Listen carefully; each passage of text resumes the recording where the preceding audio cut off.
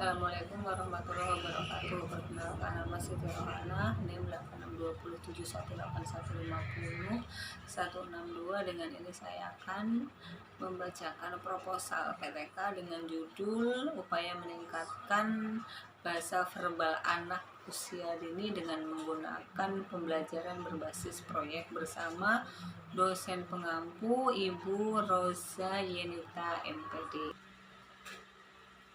Bab 1, pendahuluan, latar belakang masalah.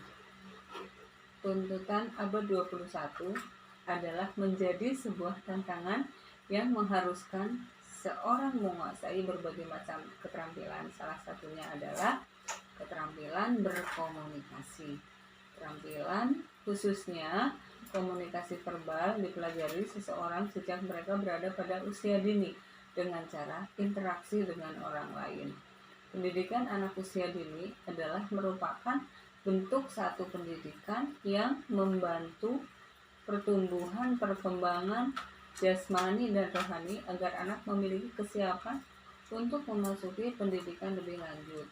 Hal ini sesuai dengan Undang-Undang Republik Indonesia Nomor 20 Tahun 2003 tentang Sistem Pendidikan Nasional. Dikatakan bahwa pendidikan nasional adalah usaha yang sadar dan terencana untuk mewujudkan suasana belajar dan proses pembelajaran agar peserta didik secara aktif mengembangkan potensi dirinya untuk memiliki kekuatan spiritual, keagamaan, pengendalian diri, kecerdasan akhlak mulia, serta keterampilan yang diperlukan dirinya, masyarakat, dan negara berkaitan dengan sudut pandang anak.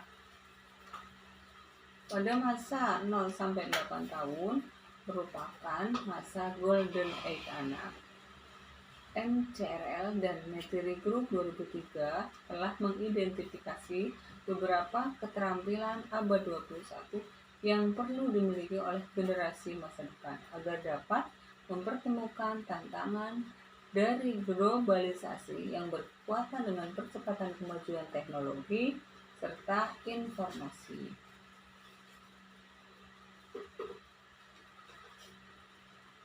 Dari kondisi di atas, pada kenyataan belum sesuai dengan yang diharapkan, terutama kondisi dalam upaya meningkatkan upaya komunikasi verbal di RA Manarul Huda kelas A dianggap kurang.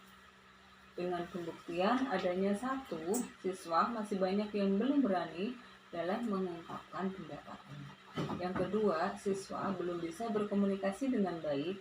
Yang ketiga, siswa belum bisa mandiri sehingga masih perlu bantuan baik orang tua maupun gurunya. Dari 9 siswa dan hanya ada 2 siswa yang dinilai mempunyai perbendaharaan kata.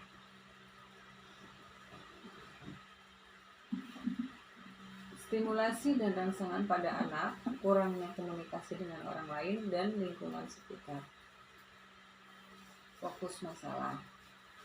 Berdasarkan latar belakang masalah di atas, maka penulis memfokuskan pada satu masalah, yaitu kurangnya kemampuan anak berkomunikasi secara baik sebagai penanaman akhlak pada anak usia dini di kelas A. Mengajaknya bercerita sambil mengulang kata demi kata menjadi satu kalimat.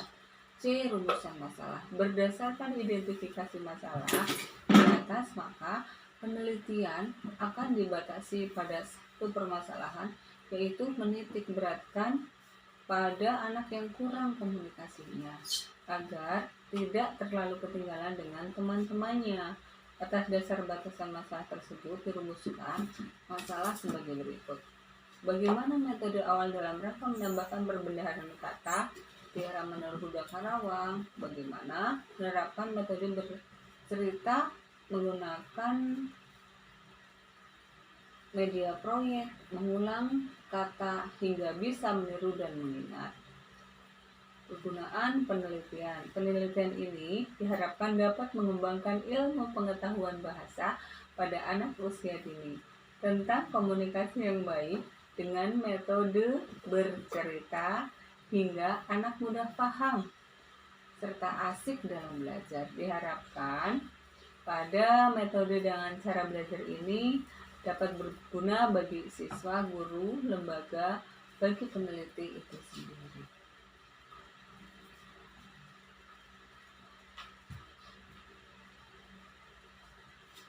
Satu, secara teori, hasil penelitian ini dapat menambah ilmu terlebih pada metode bercerita dan menggunakan kata dengan bantuan kartu dan cerita bergambar.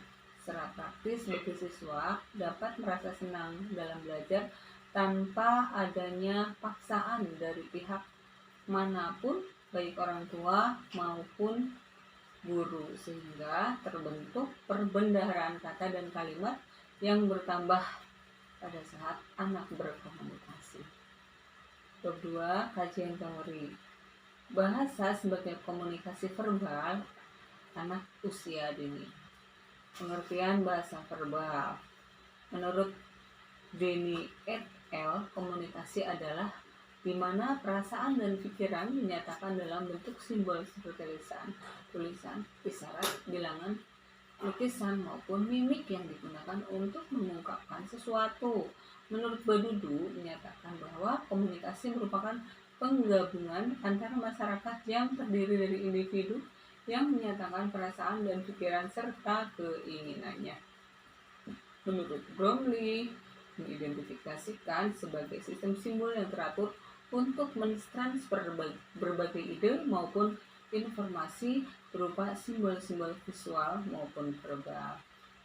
Sementara menurut John W. Saprock, bahasa memiliki karakteristik yang menjadikan sebagai bentuk khas dalam berkomunikasi. Adapun karakteristiknya adalah sistematis, atributif, fleksibel, beragam, dan kompleks. B. Fungsi bahasa pada anak usia dini. Fungsi bahasa menurut Zulkifli yaitu alat untuk menyatakan ekspresi, alat untuk mempengaruhi orang lain, dan alat untuk memberi nama fungsi bahasa. Antara lain, anak berusaha mengatakan yang ada dalam pikiran dalam bentuk kalimat-kalimat pendek. C. Fokus masalah dalam perkembangan bahasa.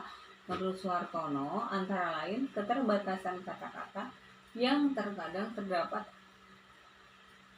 terdapat orang sekitar anak yang berbicara dengan lafal yang dibuat-buat, atau ada anak dengan keterbatasan artikulasi sebagai anak, sehingga anak terbatas dalam pengucapan kata-kata.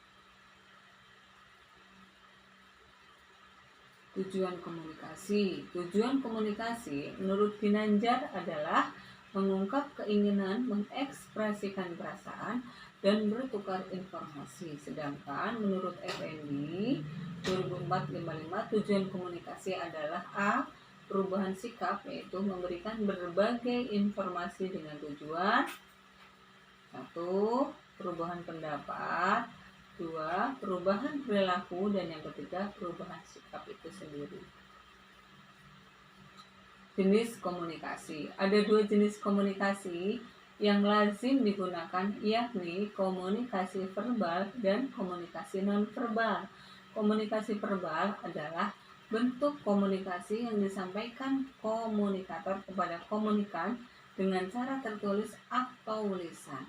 Komunikasi verbal merupakan menempati porsi besar karena kenyataannya ide-ide, pemikiran atau keputusan lebih mudah disampaikan secara verbal ketimbang non-verbal. Yang ketiga, tujuan penelitian. Jenis penelitian yang digunakan yaitu penelitian tindakan kelas. Penelitian tindakan kelas merupakan suatu percermatan terhadap kegiatan yang sengaja dimunculkan dan terjadi dalam sebuah kelas. Menurut Suharsini Arifunto, penelitian ini pada dasarnya merupakan proses investigasi terkendali untuk menemukan dan memecahkan masalah pembelajaran di kelas. Proses pemecahan masalah tersebut dilakukan secara bersiklus dengan tujuan untuk meningkatkan kualitas pembelajaran dan hasil pembelajaran di kelas tertentu. B. Tempat dan waktu subjek penelitian. Penelitian dilakukan di Amanarul Huda Karawang.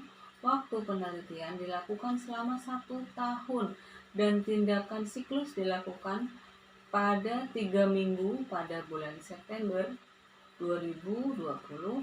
Subjek dan penelitian adalah anak-anak didik di kelompok A RA Amanarul Huda yang berjumlah 10 orang. Sumber data penelitian mengumpulkan sumber data pada penelitian ini adalah anak-anak didik RA Manarul Huda.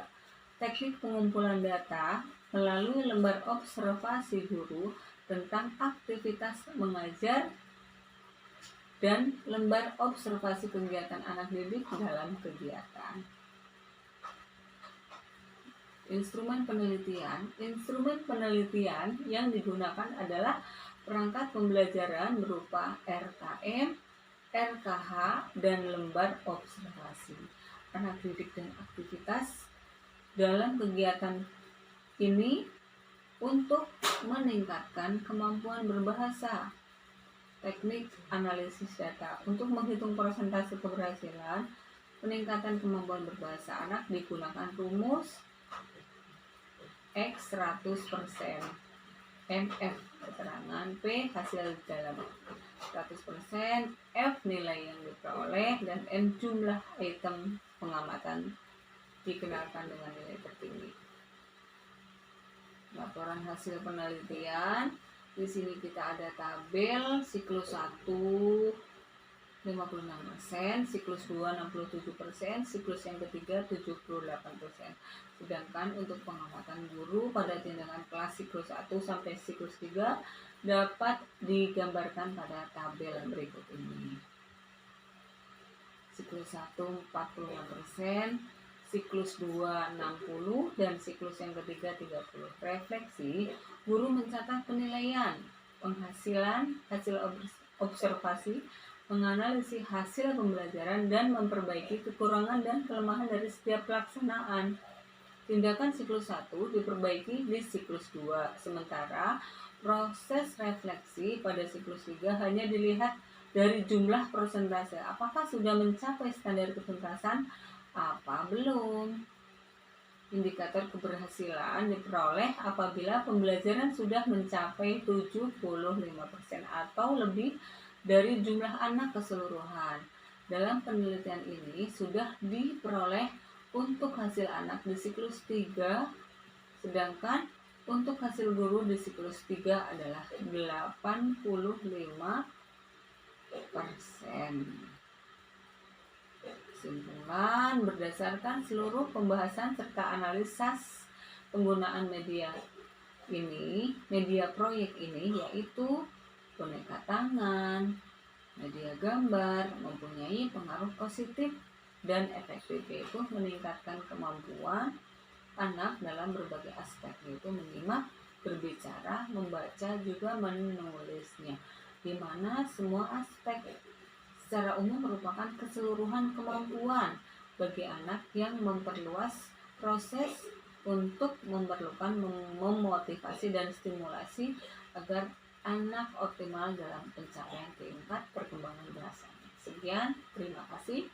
Assalamualaikum warahmatullahi wabarakatuh.